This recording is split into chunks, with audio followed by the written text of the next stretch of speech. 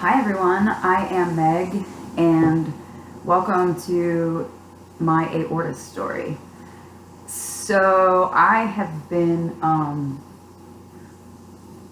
literally not even knowing how to tell this story for a while now.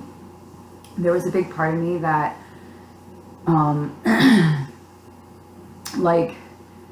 has always been wanting to write a book about it, and other people have told me that too.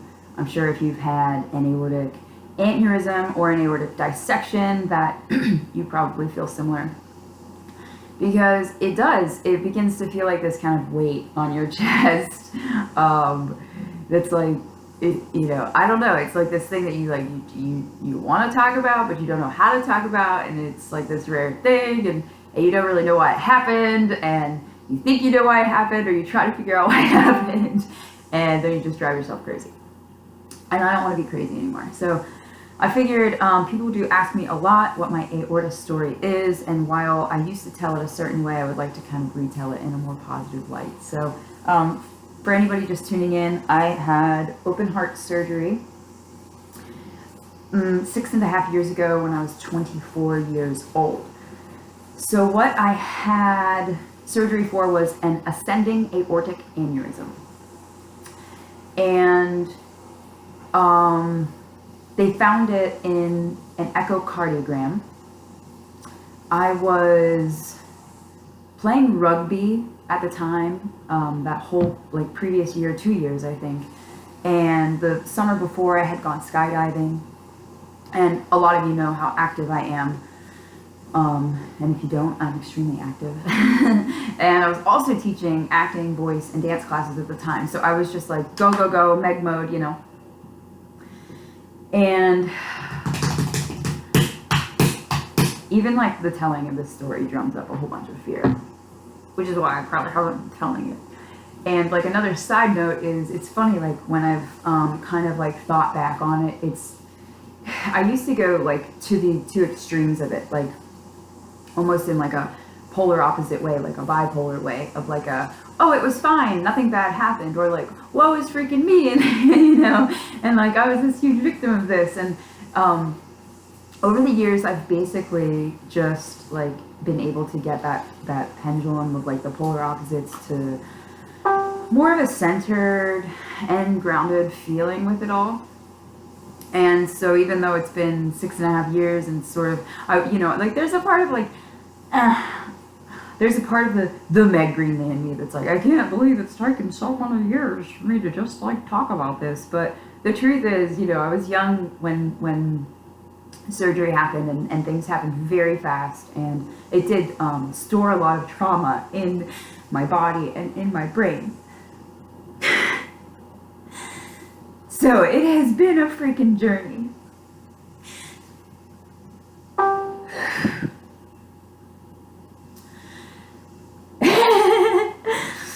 But the hope is that, first of all, I am still here. I am still here.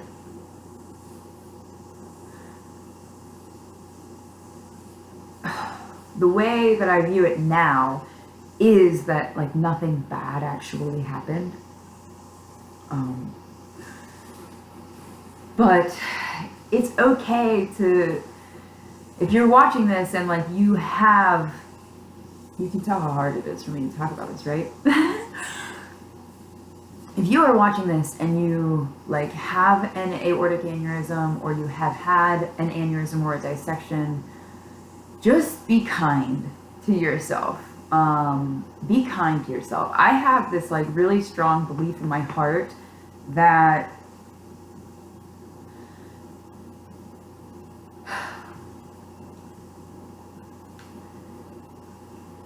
we don't need to know the why behind things in order for them to create good in the world. And see, here I go trying to figure it all out again. Basically, I had open heart surgery when I was 24 years old for an ascending aortic aneurysm. I didn't properly sort through my emotions at that time. So it kind of like categorized like fear in all these like weird places of my body, mostly here, like right over my heart. And as much as open heart surgery did open me up, literally, it also like guarded me at first, and it took me many years to untangle that stuff. But I'm thankful for the journey. I mean, I can only be thankful for it because it made me who I am. I can only be thankful for it because it led to the creation of Aortic Hope and helping offer hope to other people. And I can be thankful for it because I did experience that healing journey. And I am a trailblazer in many ways, and I see things like looking back that I could have done differently, just by being like more honest about my process. Not so much like, oh yeah, I'm fine, everything's fine. I can just like, oh, ha ha ha, I guess I need open heart. Like I was very jovial about it, which was great. It kept me going through, but it was almost like that still was like a false sense of security, because in my heart, like I was pretty scared. And that's okay. Like it's okay to be scared. The way I used to tell my story was like, no, I wasn't scared at all. Like, I was freaking scared. I was pretty freaking scared. I was 24 years old and I saw my life flash before my eyes. And then I had this major surgery that, you know, I woke up on this table and then I had my sternum like wide open. And the first thought that came to my head at that time was like, that really happened. Like, oh, that really happened. So that to me is a sign that like perhaps I was just maybe in like a little bit of denial there in the beginning. But that's okay too. That's also a part of the journey. And acceptance is the key. And it doesn't matter how far along your journey you are, like acceptance can always be given to anything. It can always be applied. Like, this is what I've learned about like how we can kind of rewrite the story of our past by making peace with the present. In the present, making peace in the present. And so anyway, it was kind of like, I can look back on this now and radically accept that I could have gone about things in a different way, but I didn't know any better. And like, when you know better, you do better. So I believe that I went through that journey in the way that I did for whatever reason, so I can help people, not just with, aortic aneurysms or dissections, but anybody that has experienced any bit of hardships or trauma in their life. Because the truth is, like at its core, with all of that, like all of the labels and all of the like identifiers aside of like whether it's like I had open heart surgery or like cancer or a bad relationship, or regrets or anything. It's like all of these things are from the past. And this right now is perspective from like having had surgery and being on the other side of it, and this 6.5, 7-year healing journey that I've sort of been on with it. But like, anyway, anyway, it's weird, y'all. It's weird. It's freaking weird to have had gone through something like that at a young age, and like having had tried to make sense of it for so long. What I've learned is that now at 31 years old, I don't need to like make sense of why that happened. I don't need to make sense of it. I just need to accept it and move on. And this is how I believe that, we can get in this sort of frequency of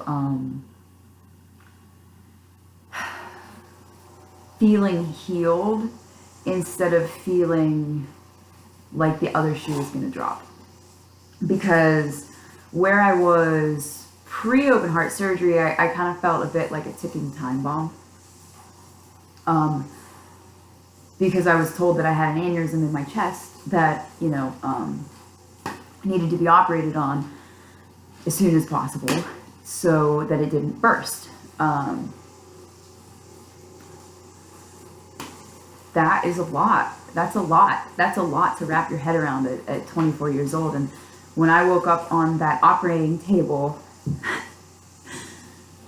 in that moment of like, oh, that really happened. Now what? I didn't have the proper tools and the proper resources to properly accept or heal as quickly or as efficiently as possible back then as I believe that others can do now.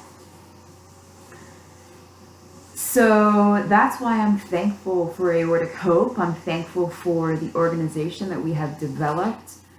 I am thankful also for the freedom that I've had over the last year and a half to heal from the scariness that was cancer.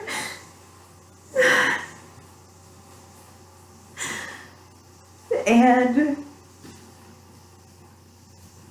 and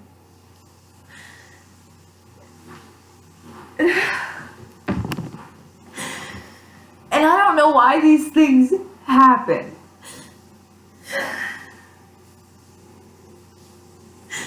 But sometimes they just do, to teach us things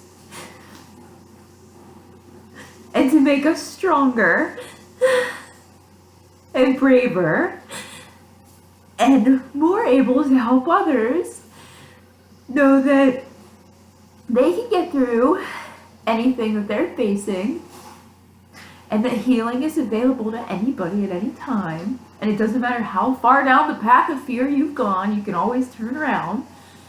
And it doesn't matter how long something has been that you're grieving, that's another side of it. There was this whole life that I felt like I had to grieve pre-open heart, because when I woke up from that, I was a different freaking person. I had a completely different perspective. And it literally did this to my mind, it just blew it wide open, because I immediately was like, oh my gosh, life is short. Oh my gosh, that just happened. Oh my gosh. Somebody's hands were just inside of my human suit, pumping my heart back to life. Amazing technology, right? Oh my gosh, now I have this Dacron graft inside of my chest that was my aorta. Whoa. And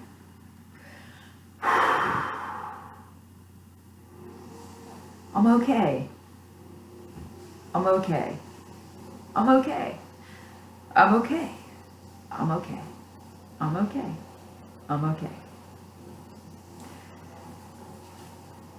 So in a super roundabout way, that's my aorta story.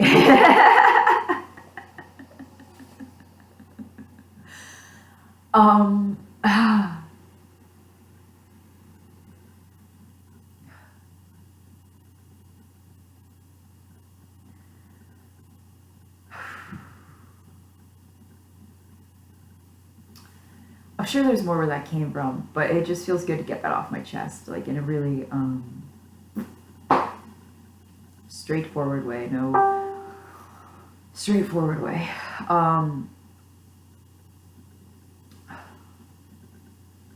If you are watching this and you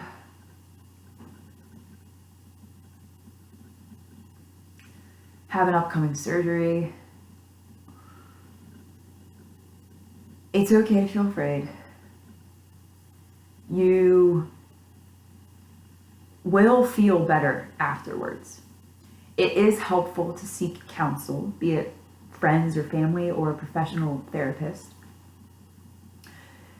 But the most important thing that you can do is deal with your emotions. Don't deny them, just feel them. Feel your emotions and properly place them where they belong. So when certain things like that happen, you know, obviously it stirs up a whole bunch of emotions that we don't necessarily consciously know how to deal with as humans. Not on our own anyway, not in the beginning. We will learn. I kind of have this like feeling that, you know, I experienced what I did to get a hold of my emotional body and my mental mindset, because you don't go through something like that and not come out different on the other side. You just don't do it. You just don't. A side note, like, to me, I've never had children, but, you know, my few friends who've had babies, we've had cool conversations, and here's like a good, like, how I think everything is, how we're all connected. We've had conversations, similar conversations of, like, feeling like having, like, their experience with having a baby, their first baby, was a lot along the same experience of me having my open heart surgery. So it was like, I didn't really know what to do or what to expect. It was just like, this thing is happening, ready or not, here it comes. But then it was like, oh, now I have this little new heart baby that I have to care for and nurture and feed and help grow and thrive. And it like, in the same way that I think a baby makes you realize like the preciousness of life. That's what open heart surgery did to me. It made me realize the preciousness of life. And that's been a challenging thing to express through this journey. But essentially that's what it did, you know, because it was a scary situation and some of the fears were amplified. So for a long time I focused more on the fears than like that hope. But that's why I'm thankful to be here today to give you hope for whatever you're facing, but especially if you are facing like an aortic upcoming surgery or procedure or something like that. Just know that you will be okay on the other side. You will be okay on the other side. But you are responsible you have to be responsible for knowing that, like, for making sure that you're nurturing yourself. And like, all of the fears are all from up here in our mindset. This is what I've learned along my journey. All of those fears are all up here. They come from our imagination. They stem from our imagination. But the lessons and the hope and the healing, that all comes from right inside of our heart. So especially if you have had like any kind of heart dis-ease, then you may have had the tendency, like I did along my earlier journey, to guard your heart, to kind of put this fight or flight mode bubble up around you. And that's okay. That's okay. That's part of the process too. But that also still keeps us in fear. So a good step is to, you know, get out of your head and get into your heart, and don't like deny those feelings. Like this right here, you'll understand this if you've had open heart surgery, or if you had open heart surgery, like even the simple act of me putting my hands over my heart like this and applying pressure, first of all, it brings up a lot of emotions. But second, it's the thing that I didn't do for so long. I wasn't even actually like holding my heart. Like I wasn't even actually like just holding myself and saying like, and like giving that information to my body of like, hey, it's okay. We are okay now. Because I was up here in the fear. And that's okay. So the hope of it is that I you know, I say a lot, the other side of healing. I believe that healing is a continuous journey, but there is this sort of like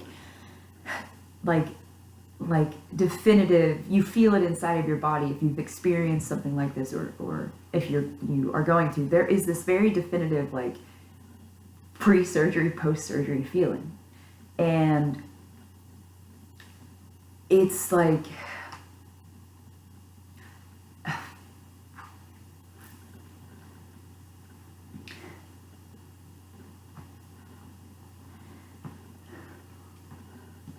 I'm not quite sure how to articulate what I want to say on that topic yet, so maybe I'll come back to it another day. But the point is,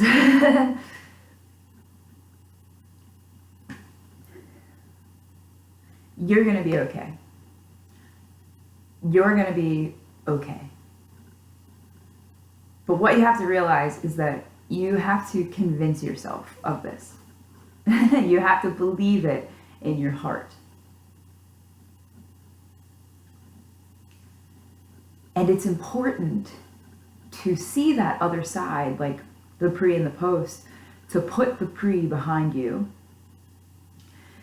and to accept the new, but to also accept that, and this message goes out specifically to anybody, Deb, if you're watching this, I know that you feel this way because right now you do feel like a ticking time bomb and you will need some sort of procedure at some point.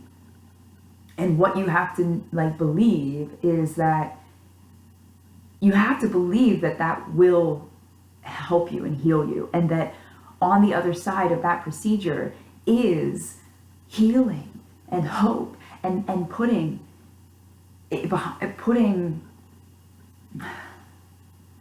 like the pain behind you, putting the fear behind you, putting the like the unknown kind of behind you. My nose is running. But I'm just gonna be vague and go like that because that's who I am and I don't care. And it's laundry day anyway. But you have to, there is the importance of like the healing. Healing is not maybe necessarily a linear thing, but like the event of something happening and then it being over is a very definitive, like, and now it's over, trigger, that if you live in that trigger instead of the fear triggers, you can actually overcome the trauma of like a surgery or a procedure, or leading into like unlimitedness, anything that you're holding on to in the present moment that's holding you down, or the past that's holding you down. But specifically with like an aortic procedure, the coolest, craziest, biggest, awesomest thing I learned was that literally when I realized that it was over, that I was fixed, that's when everything shifted, because then I realized that all of my trauma was actually just mental.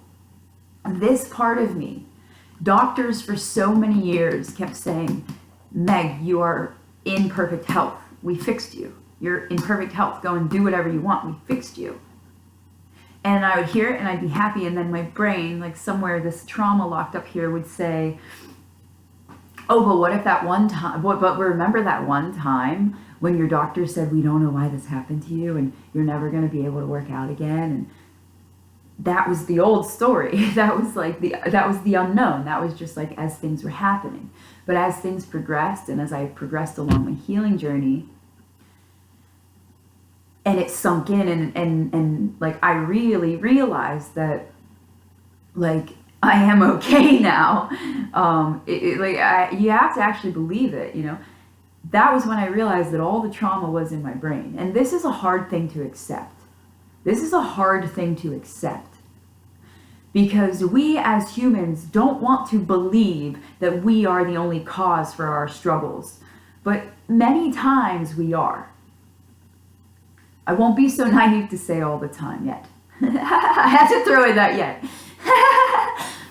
But like, it's just a hard thing to accept, because we don't consciously understand that. But the truth is, especially with something like this, the truth is, yes, I was very young. I had a major surgery and it was very scary. And it was a traumatic thing that happened as it was all happening. But as I continued to heal and as I processed through these emotions and as I began to see and believe, oh, wow, I really am okay now, then I really started to become okay now. And now for me along my journey, that's the time where it became apparent, like in the mirrors of my life, of the people telling me, like specifically my doctors, my surgeon, my cardiologist, my PCP, Meg, you're okay. We told you you're okay. Meg, maybe you need a little couch time. Meg, you're okay. What do you want? Do you want to see your scans? Do you want to see your graft? It was like these people in my life were like what more do we need to do to show you or tell you that like we fixed you? So, but this is like a little side tangent and perhaps a video for another day. Feel free to comment on this video with any questions or yeah, any questions or anything that you'd like me to elaborate on, or any like techniques that maybe I mentioned that you would like some additional help with. So basically it was like, it took me a while to realize that stuff, but then when I really realized that it was mental, that I needed, that like what it was mental, that I needed to get over, that was when I really, like everything clicked. Because then I actually gave my heart the space to heal by accepting, okay, it's all in my hands now. It's all in my hands now. The side tangent being, I believe that there is, there's always like a cure for things, but sometimes what we have to focus, I was cured. In that surgery, I was cured.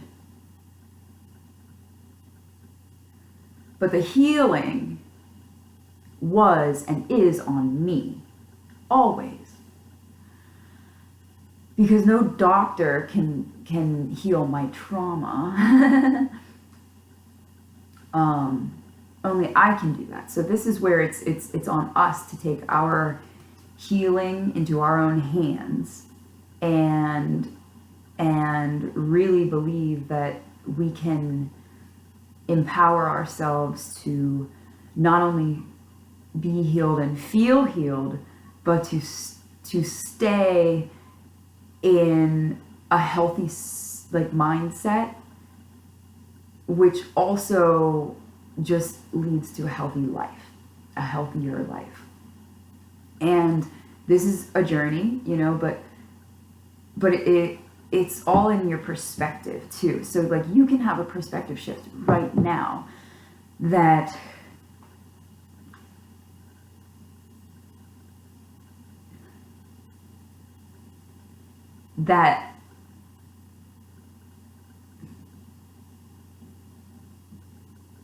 for anybody who has had surgery, that surgery is behind you now.